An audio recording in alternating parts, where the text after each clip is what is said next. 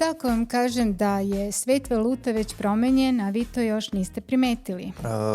Mi trenutno danas koristimo platni sistem iz 70. godina prošlog veka. Šta ako vam kažem da novac više nije ono što mislite da jeste i da oni koji to razumeju već menjaju pravila igre?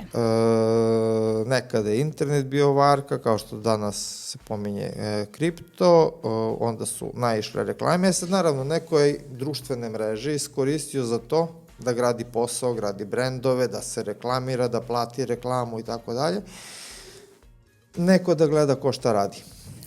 I onda imamo tu neku podelu stanovništva da oni koji prvi prihvate, oni prvi napreduju.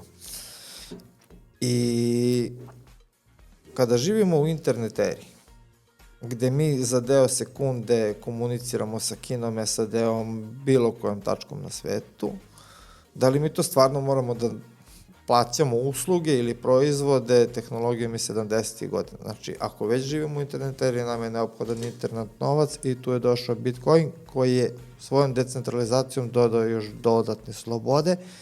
Jer najbitnije, informacija danas nije prednost, to je valuta, a vi odlučujete da li ćete biti njen kreator ili njen dužnik. Vidimo se sledećeg petka.